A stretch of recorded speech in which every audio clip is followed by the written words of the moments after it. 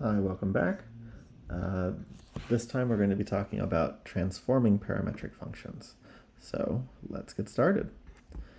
Okay, so we're going to learn how to apply transformations to parametric functions in Desmos. What we're going to do, let's define this curve right here. It's kind of like an arrow. And in order to define a curve, remember we need to define f of t, the x-coordinate, g of t, the y-coordinate, and put them together and specify what the domain is. If we had the domain just equal to pi, it would be this shape. If we went up to 3 pi, or maybe we went from 2 pi to 3 pi, well, that's kind of the same. If we did pi up to 2 pi, it would be the other half of this shape. So a parametric curve, you need all of those pieces together. So one of the types of transformations that we've done in the past is a translation. That's super simple in parametric functions. We're just going to remember f of t is the x-coordinate, g of t is the y-coordinate, so we're going to add h to the x-coordinate, and we're going to add k to the y-coordinate. And as we move h, that's going to move in the horizontal direction. As we move k, that's going to move in the y direction. And there you go. That's how you translate a parametric equation or a parametric curve. You could have done this. So some people, you might see this type of thing where you do f of t, comma, g of t, and you add h, comma, k. This is the idea of thinking of these parametric equations as vectors, if you've heard that word before. Okay, let's go on to the next one. All right, so here's our arrow again. Maybe we want to dilate, so stretch or shrink our function. So again, super easy. Remember, we've been using A to be a vertical dilation and B to be a horizontal dilation. We're just going to put those in here. We're going to take B times the x-coordinate and A times the y-coordinate. And then as we change the B value, that's going to stretch it horizontally. As we change the A direction, it's going to stretch it vertically. And just like before, the values here for the A impact whether the dilation is an expansion, a compression, and whether it includes a reflection about the x-axis or the y-axis. So if we take A and we make A bigger than 1, actually I'm going to let B be equal to 1 first. B, I'm just going to type it in. B is 1. So A is the vertical dilation. So if A is bigger than 1, it's a stretch. If A is between 0 and 1, it's a shrink. And if A is less than 0, then it's a reflection about this x-axis. And so that's the same thing with B. So if B is bigger, it's a stretch.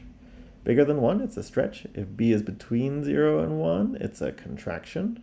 And if B is less than 0, it is a reflection with either a stretch or a shrink. So let's say we just wanted to do a reflection. I'm going to turn them all off. So if we want to just do a reflection, that's what happens when A is -1 or B is -1.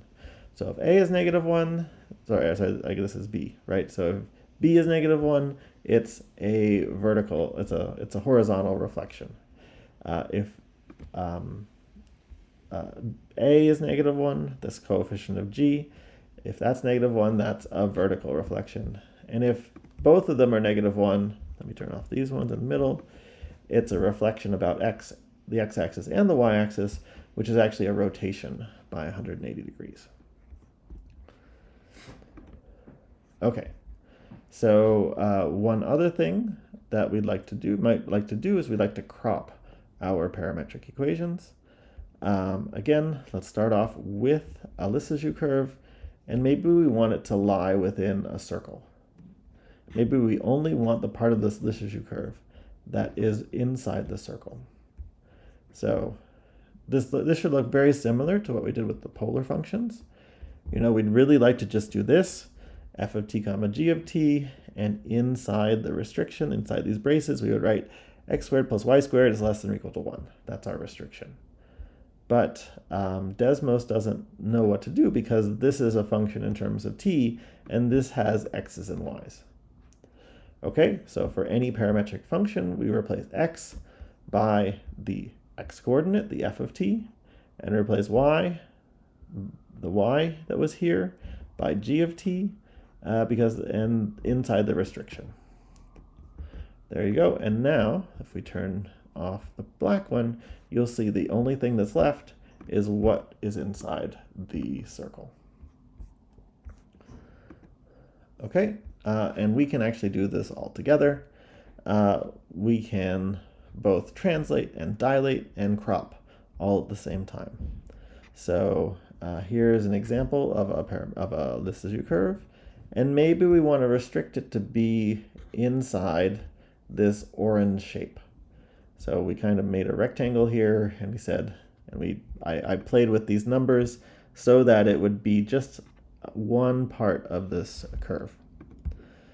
So you'll notice that this is two restrictions. So I'm going to take my Lissajous curve and put two different restrictions. Basically, the x is bigger than 0.3 and the y is bigger than or equal to 0.38, and that gives me this shape. Okay, so now this is my parametric snippet, and we're going to just put everything in here all at the same time.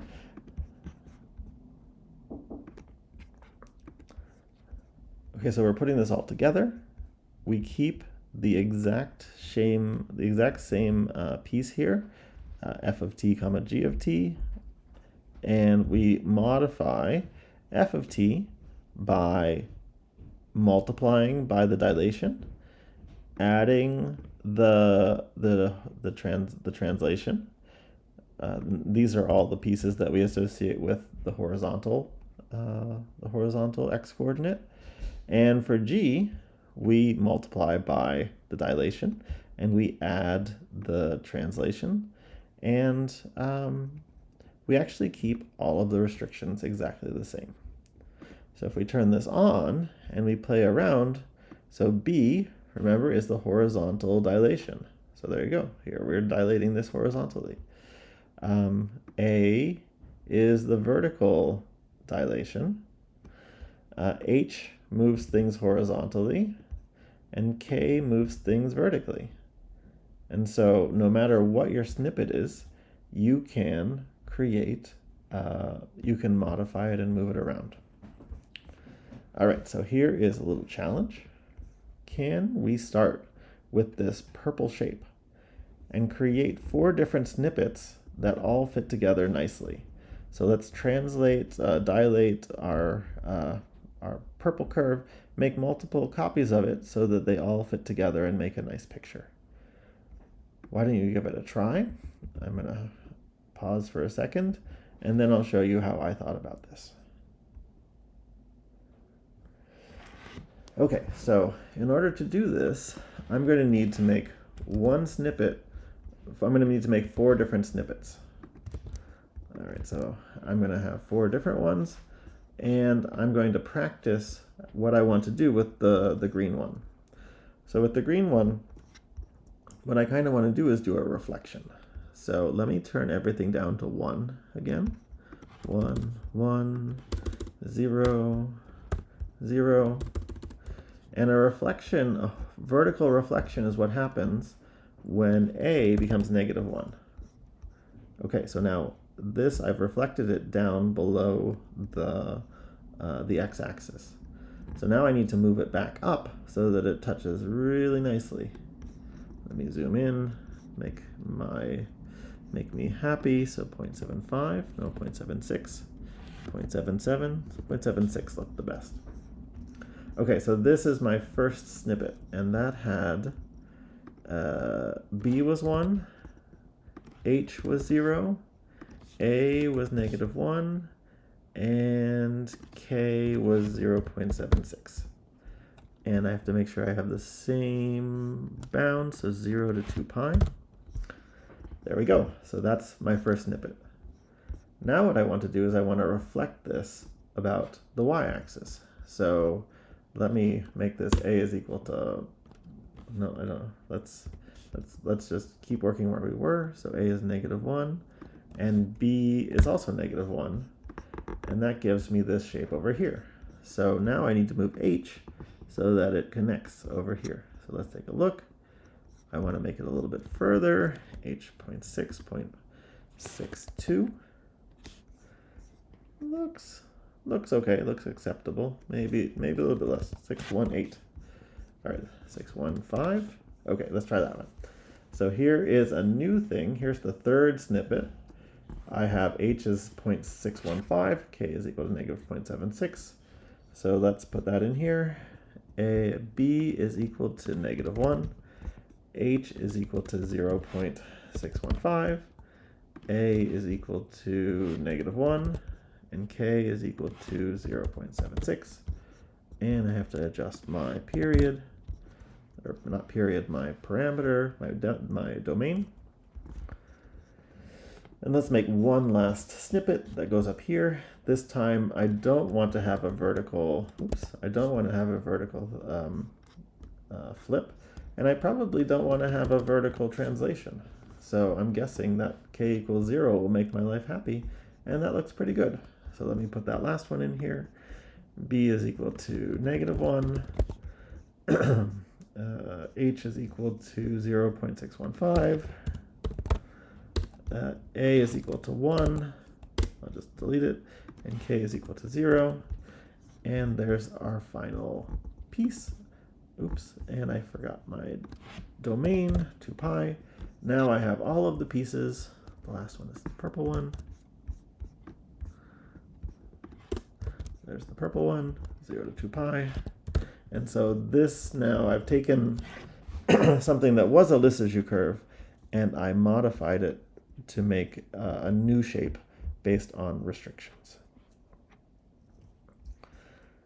All right, so let's see what the last thing is. The last thing is some exploration.